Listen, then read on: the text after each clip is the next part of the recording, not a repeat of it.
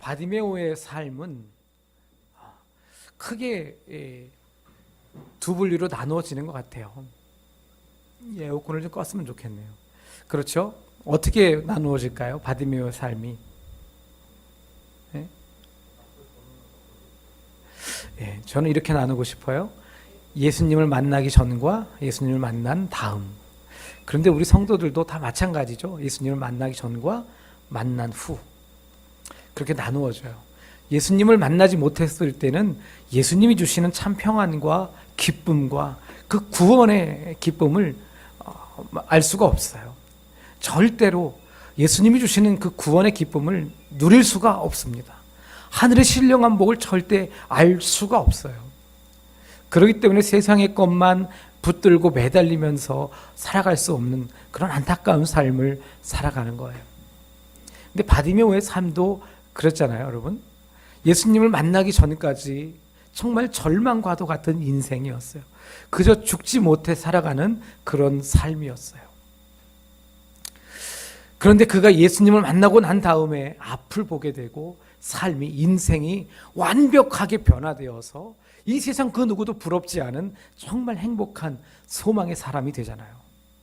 근데 제가 이 말씀을 생각하면서 우리의 삶의 모습을 이렇게 생각해 봤어요. 그럴 때 우리가 주일과 주일이 아닌 다른 날이 이렇게 딱 비교가 되는 것 같아요. 우리가 세상에 나아가서 살 때는 사실 예수님과 함께 동행한다고 하지만 세상에 살 때 우리 안에 계신 예수님이 얼마나 작아지는지 여러분 스스로 우리가 깨닫지 않습니까? 나는 매일매일 몇 시간마다 시간마다 예수님을 생각하면서 하나님이 원하시는 대로 살 거야. 그리고 나가지만 막상 세상에 살다 보면 그렇게 되지 않잖아요. 내 안에 계신 하나님을 자꾸 잃어버리게 되고 예수님이 너무너무 작아져서 결국 내 마음과 내 뜻과 내 생각대로 살게 돼요. 그러면 세상에서 어떻게 돼요? 상처받죠. 네? 고통하죠. 막 괴로워하죠. 너무 힘들고 어렵죠. 그렇게 힘들고 어렵고 상처받고 고통하는 사람들에게 주님은 다시 부르세요. 어디로 부르시죠? 교회로 부르시는 거예요. 무슨 날? 안식일 날, 주님의 날, 다시 교회로 다 불러들이세요. 그래서 너 상처받았지, 너 아팠지, 너 힘들었지, 내가 위로해 줄게. 내가 너 평안을 줄게. 내가 널 회복시켜 줄게. 치료해 줄게. 그리고 힘과 능력을 공급해 줄게. 그래서 우리에게 아주 차고 넘치는 힘과 능력을 공급해 주셔서 우리가 그 에너지를 가지고 또 다시 일주일 동안 열심히 살아가는 것 아니겠어요? 그래서 주님은 항상 우리를 부르시는 것 같아요. 세상 사람들은 우리에게 아무런 관심을 가지지 않습니다. 그러나 주님은 우리에게 관심을 가지시는 줄 믿으시기 바랍니다. 세상 사람들이 바디메오에게 관심을 가졌을까요? 아무런 관심이 없었어요. 그 누구도 바디메오를 관심 갖지 않았습니다. 그런데 오늘 본문의 49절에 보니까요, 이렇게 말씀합니다. 예수께서 머물러 서서 그를 부르라 하시니. 예수께서 머물러 서서 그를 부르라 하시니. 저는 이 말씀이 너무너무 은혜가 돼요. 많은 사람들이 바디메오를 꾸짖고 책망합니다. 야, 너 왜 소리를 지르는 거야? 조용히 안 할래? 좀 짜져 있어. 막 이러면서 심지어 뭐 발로 차기도 하고 손으로 두들겨 패기도 하면서 바디메오를 진정시키려고 했을 겁니다. 사람들은요, 바디메오에게 그 어떤 눈길도 시선도 주지 않았지만 바디메오를 그렇게 천대하면서 무시했습니다. 그냥 예수님이 지나가실 때마다 수많은 사람들이 찾아와서 별의별 행동을 다 하니까 이 사람도 그 중에 한 사람일 거다, 그렇게 생각을 했을 거예요. 아무도 저 사람이 왜 저렇게 소리를 지르나, 아니 무엇이 저렇게도 간절한가 알아보지도 않았을 겁니다. 왜 그럴까요? 바디메오는 그 누구에게도 인정받지 못하는 사람이었기 때문이죠. 만일 바디메오가 한 자리 하는 높은 위치에 있는 사람이거나 돈을 많이 가지고 있는 사람이었다면 사람들이 알아서 막 길을 비켜주고요. 아니면 바디메오를 끌고 예수님께로 인도했을지도 모르겠습니다. 그런데 사람들에게 주목받지 못하고 인정받지 않던 사람이기 때문에 사람들은 바디메오를 무시하고 멸시하는 그런 사람으로 취급했던 거죠. 몸에서 냄새가 나고 거칠에는 완전 그야말로 거지 같은 꼴을 하고 있고, 그래서 피할 수만 있으면 피하고 싶은 그런 사람이었겠죠. 사실 생각해보면 예수님이 부르는 사람은요, 거의 다 세상에서 인정받지 못하고 관심받지 못하고 환영받지 못하던 그런 사람이었습니다. 여러분, 삭개오를 생각해 보세요. 세금이라고 하는 명목으로 그렇게 피땀 흘려 열심히 일해서 번 돈을 다 빼앗아 가잖아요. 그러니 사람들이 그 삭개오를 좋게 볼 수가 있겠습니까? 다 손가락질하면서 욕하고 흉보고 그를 다 왕따시키지 않았겠습니까? 그런 삭개오를 예수님이 찾아오셔서 이름을 불러주시고 그 집에 머물러 주신 거잖아요. 가늠하다가 현장에서 잡힌 여인, 귀신 들려서 만신창이가 된 여인, 흉악한 귀신이 들린 딸을 데려온 가난한 여인, 심지어 예수 믿는다는 이유로 쫓아가서 잡아가지고 옥에다가 가두고 때리고 돌로 쳐서 죽이던 그 사울까지도 예수님은 만나주시지 않습니까? 모두가 끔찍한 죄인처럼 여기고 피하고 멸시하는 그런 사람들. 하지만 예수님은 그들을 곁으로 부르시거나 직접 찾아가셨습니다. 그리고 그들을 진실한 마음으로 따뜻하게 품어주시고 그들의 고통을 어루만져 주셨죠. 예수님께서 오늘 그렇게 말씀하시는 거예요. 그를 내게 데려오라. 오늘 우리에게 예수님과 같이 영혼을 긍휼히 여기는 이 마음이 있어야 됩니다. 예수님의 그 마음이 저와 여러분을 위해서 십자가에 죽으신 것 아닙니까? 예수님이 우리를 불쌍히 여기지 않으셨다면 우리는 아마도 아무도 구원받지 못했을 거예요. 사도 바울의 너희 안에 이 마음을 품으라 곧 그리스도 예수의 마음이니 라고 하는 그 음성이 여러분에게 들려주시기를 축원합니다. 예수님이 바디메오를 불쌍히 여기시고 데리고 오라고 하셨어요. 이 말씀을 듣고 제자들이 바디메오에게 가서 이렇게 이야기하죠. 49절입니다. 그들이 그 맹인을 부르며 이르되 안심하고 일어나라. 그가 너를 부르신 다음에 안심하고 일어나라.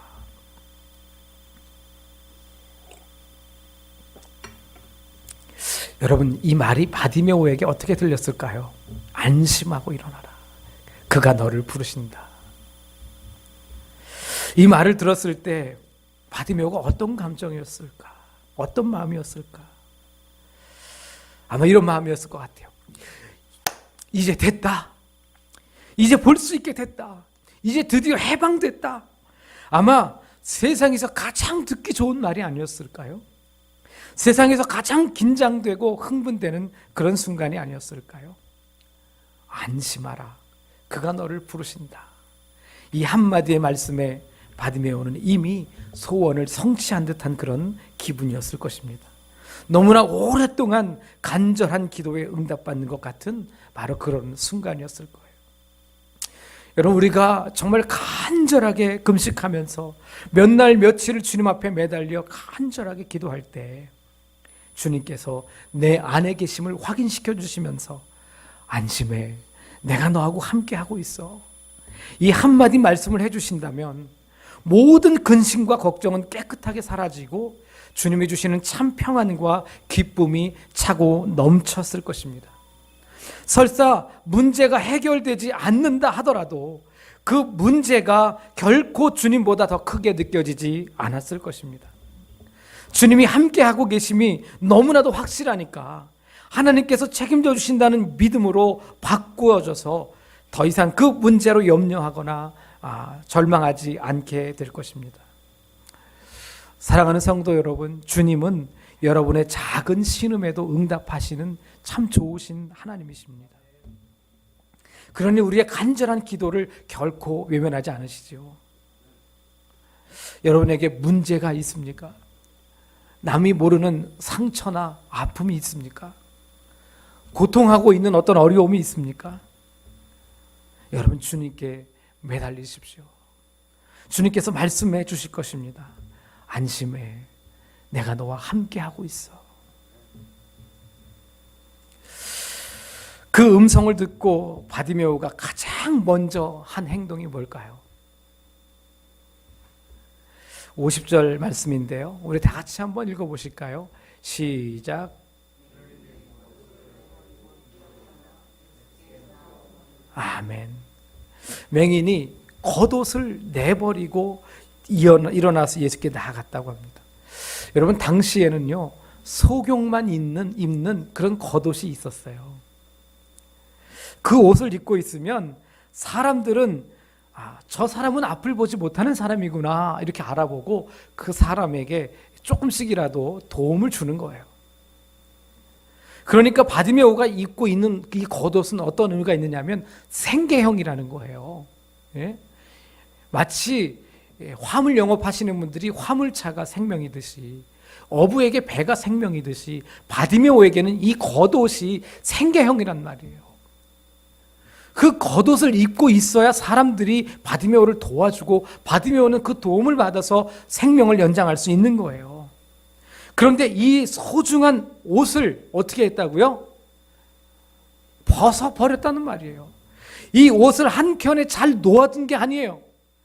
이 옷을 마치 다시는 필요하지 않다는 듯이 그냥 벗어 던져버리고 뛰어 일어나 예수님께로 나아갔다라고 하는 거예요. 아니, 왜 굳이 이 겉옷을 벗어야만 했을까? 그냥 입고 가면 안 되었던 것일까? 저는 이 말씀을 보면서 그런 생각을 하게 되었습니다. 그러면서 모세가 생각이 났어요. 하나님께서 시내산에서 모세를 부르실 때 내가 선 곳은 거룩한 땅이니 네 발에서 신을 벗으라 이렇게 말씀하셨죠. 하나님은 거룩하신데 모세는 온갖 죄악의 행적들을 가지고 있었습니다.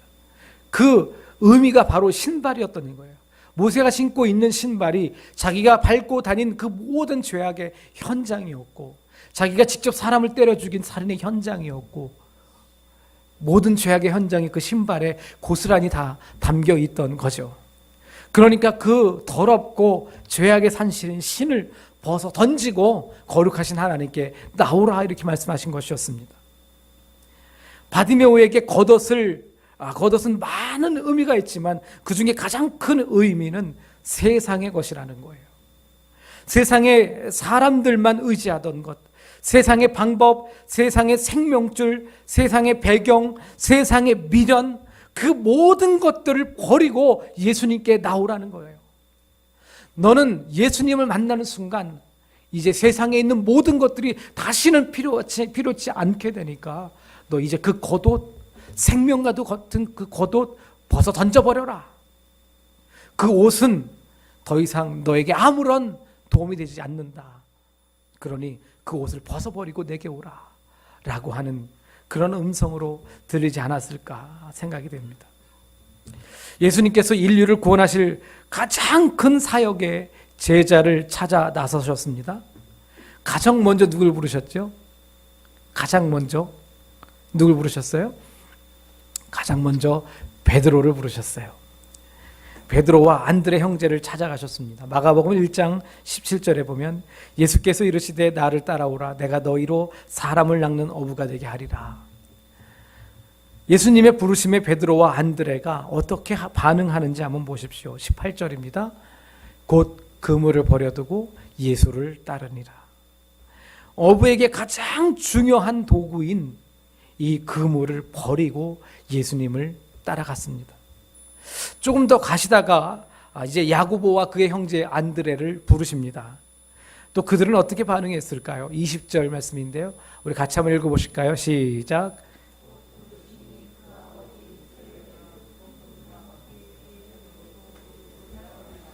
아멘. 아버지의 일꾼들을 버려두고 예수를 따라갔다 이렇게 말씀합니다. 이 말씀만 보고서 아니 무슨 아들이 아버지를 버리고 가? 그런 예수는 난 안 믿을래. 아니 그렇게까지 교회 다니는데 난 교회 안 다닐래. 이렇게 생각하시는 분들이 계세요.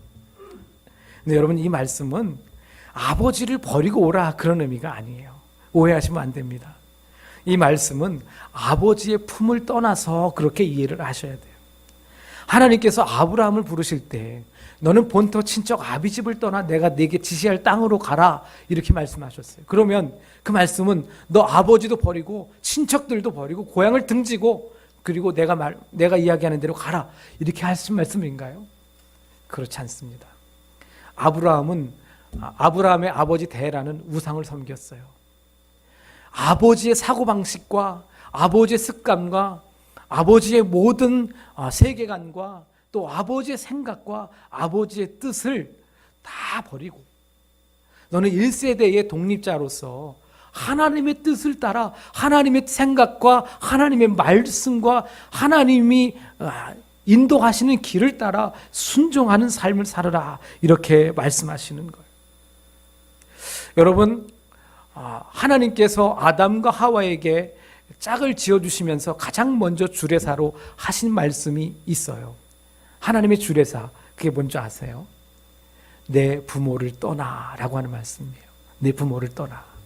그 말씀도 마찬가지로 이제 자녀들을 가정에서 떠나 보낼 때는 이제 부모의 틀 안에서 부모의 사고방식과 부모의 보호와 부모의 생각과 부모의 뜻에서 벗어나서 너희들 둘만의 가정을 온전히 이루라라고 하는 의미가 있는 거예요.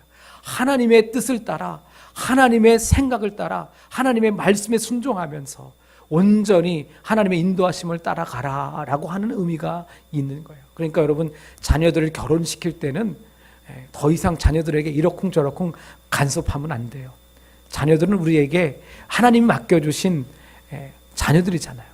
하나님 맡겨주신 거지 내 게 아니거든요. 그러면 자녀들을 결혼시킬 때는 부모의 사고방식과 모든 가치관이나 세계관을 다 떠나보내야 되는 거예요. 온전히 모든 것을 하나님께 맡겨야 되는 것입니다. 오늘 이 말씀이 바로 그런 의미예요. 오늘 바디메오의 행동도 마찬가지입니다. 더 이상 이 세상 것들의 미련을 두지 않겠다라고 하는 결단을 바디메오가 한 것입니다. 오직 예수만 믿고 예수만 바라보겠다라고 하는 결단으로 겉옷을 그냥 내동댕이 치고 예수님께로 나아간 것입니다.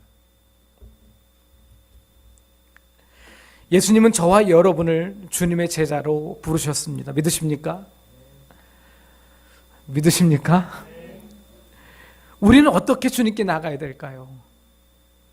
또한 주님께 나아갈 때 어떤 놀라운 일들이 펼쳐질까요? 여러분 기대되지 않습니까? 혹시 어떤 분은 그런 질문을 하고 싶은 분이 계실지도 모르겠습니다. 나는 주님 앞에 나왔는데 왜 아무런 변화가 없죠? 아니 오히려 더 힘들어지고 더 어려워졌어요. 나는 교회가 안 맞는 것 같아. 여러분 왜 그런지 아십니까? 세상의 것들을 하나도 버리지 않았기 때문에 그런 거예요. 교회에 나오고 예수를 믿고 따른다고 하지만 여전히 세상 것에 미련을 두고 미련을 가지고 있기 때문에 그런 거예요. 여전히 세상 것에 목매고 있기 때문에 그런 거예요. 내가 가진 것은 하나도 버리지 못하겠고 예수님도 따라서 구원을 얻고 싶고 그럴 때 꼭 맞는 말이 있어요. 뭔지 아세요? 죽도 밥도 안 된다. 죽도 밥도 안 되는 거예요. 누가복음 9장 23절 말씀 우리 다 같이 한번 읽어보시겠습니다. 시작.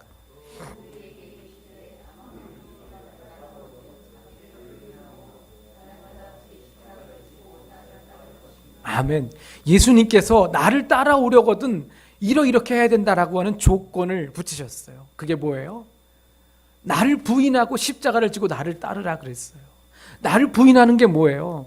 내가 하고 싶은 거, 내가 좋아하는 거, 내가 해야 되는 거, 그런 모든 것들을 다 포기하는 거예요. 나의 나된 것을 다 온전히 버리고 예수를 바라보고 따라가는 거, 그것을 우리 주님께서 조건으로 제시하신 것입니다. 나에게 십자가가 무엇일까? 세상에서 내가 의지하고 싶은 거예요. 여러분에게 정말 의지가 되는 거 어떤 건지 생각해 보세요. 세상에서 내가 소중하게 생각하는 것입니다. 세상에서 내가 너무나 바라고 원하는 거예요. 그렇게 좋아하고 원하고 바라는 건데 그것을 버리기가 쉽겠습니까? 어렵습니다, 여러분. 우리 장대익 성도님만 어려우신 거 아니고요. 우리 윤서 집사님만 어려운 거 아니고요. 장로님도 어렵고요, 권사님도 어렵고요, 목사도 어렵습니다. 그래서 온전히 신앙생활하는 게 얼마나 어려운지 몰라요. 그렇게 어렵기 때문에 십자가인 거예요. 바디메오는 바로 그런 모든 것들을 다 버린 거예요. 그렇게 겉옷을 내버리고 제자들의 손에 이끌려서 예수님께 나아가게 된 것입니다. 맹인이 겉옷을 내버리고 뛰어 일어나 예수께 나오거늘. 이 말씀에 아주 흥미로운 표현이 하나 더 있는데요, 그것은 뛰어 일어나라고 하는 거예요. 겉옷을 버리고 그냥 손을 잡고 천천히 걸어간 게 아니라 겉옷을 벗어버리고 어떻게 해요? 뛰어 일어나 예수님께 나아갔다. 뭐 설마 바디메오가 제자들의 손을 뿌리치고 막 뛰어가지고 예수님께로 나아갔겠습니까? 예수님이 누군지 어디 계신지 보이지도 않는데, 이 말씀은 그만큼 바디메오의 마음이 너무나 흥분되어 있고 급하다는 거예요. 뛰어 일어나라고 하는 이 말씀은요, 껑충 뛰다, 펄쩍 일어나다, 그런 의미가 있어요. 자기의 전 재산과도 같은 이 겉옷을 내버리고 예수님의 부르심에 쏜살같이 응답했다라고 하는 그런 의미가 있는 것이죠. 얼마나 그 부르심이 기쁘고 얼마나 감격스러웠으면 자신이 소경인 줄도 모르고 그렇게 급한 마음으로 예수님께 나아갔겠습니까? 여러분, 무엇이 그를 그렇게 흥분되게 만들었습니까? 바로 믿음이었습니다. 그의 믿음은 한 발 앞서 나간 믿음이었어요. 아직 아무것도 하지 않았어요. 바디메오가 지금 눈을 뜬 것도 아니고요, 바디메오가 어떤 변화도 있는 것도 아닙니다. 그렇지만 바디메오는 예수님이 부르신다는 그 한마디 말씀과 제자들이 손을 이끄는 그 상황에 바디메오는 이미 모든 것을 다 고침받았고 해결받은 그런 상황이 되었던 것입니다. 그래서 바디메오는 그 믿음을 가지고 주님 앞에 나아갔던 것이죠. 사랑하는 성도 여러분, 우리에게 이런 믿음이 있기를 간절히 축복합니다. 예수님을 위해서 결단할 것은 결단하고요, 버릴 것은 버리고 포기할 건 포기하는 이런 믿음이 있어야 돼요. 여러분, 주님께 일주일에 주일날 온전히 하루 다 드려야 되지만은 요즘에는 대부분 그러지 않고 그냥 예배만 드리고 자기 할 거 다 하는 세상으로 왔잖아요. 이것만 해도 이미 인본주의 사상을 많이 따라가는 거예요. 이미 안식일, 주님이 기뻐하시는 안식일에서 한참 벗어나는 거예요. 그러나 그렇게 주님 앞에 온전히 하루 종일 안식하지 못하지만, 여러분 그래도 열심히 최선을 다해서 주님 앞에 주의를 지키고 또 평일에서도 하나님을 닮기 위해서 우리가 세상에 살지만 세상에서 우리의 몸을 하나님이 기뻐하시는 산 제물로 드린다는 믿음을 가지고 우리가 포기할 거 포기하고 버릴 거 버려야 돼요. 그래서 수요예배도 성경 공부에도 참석할 수 있도록 우선순위를 여러분들이 정해 두어야 되는 거예요. 그래야 하나님께서 기뻐하시고 여러분들이 상상할 수 없는 방법으로 하나님이 여러분을 도우시는 거예요. 내가 발버둥 치고 노력해봤자 그건 내 한계 밖에 부딪힐 수 없습니다. 내 한계 밖의 일들은 어떻게 해요? 하나님이 도와주셔야죠. 여러분들이 하나님이 기뻐하시는 모습으로 신앙생활 해나갈 때 하나님은 여러분들에게 상상할 수 없는 방법으로 부어주시고 넘치도록 채워주실 줄로 믿습니다. 오늘 52절에 보니까 그가 곧 보게 되어 예수를 길에서 따르니라 이렇게 말씀합니다. 바디메오는 예수님을 만나 구원을 받고 예수님을 가장 우선순위로 결단한 거예요. 다른 세상에 하고 싶은 일들도 얼마나 많았겠어요.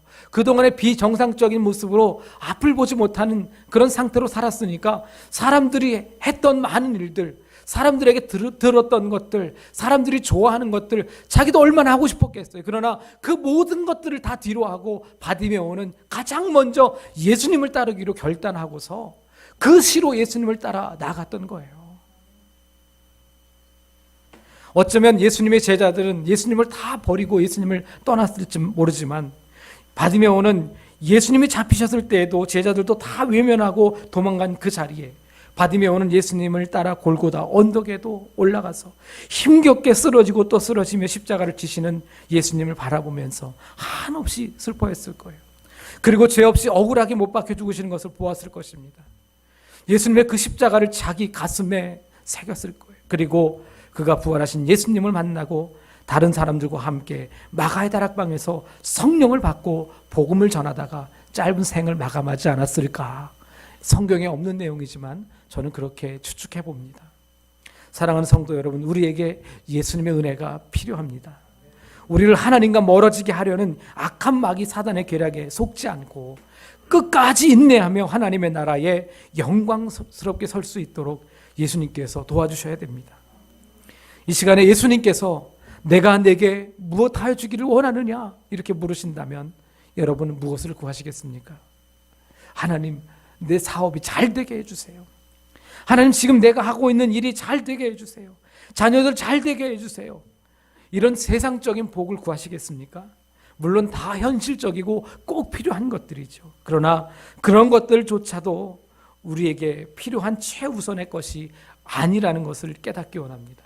하나님, 나에게 온전히 구원을 이룰 수 있도록 성령 충만하게 해주세요. 하나님이 주시는 기쁨과 평안이 넘치게 해주세요. 하나님과 날마다 더 가까이 가서 하나님께까지 자라나는 그런 믿음의 사람이 되기 원합니다. 하나님, 나 권사인데 너무 부끄러워요. 하나님, 나 집사인데 아직 내 믿음이 너무 부끄러워요.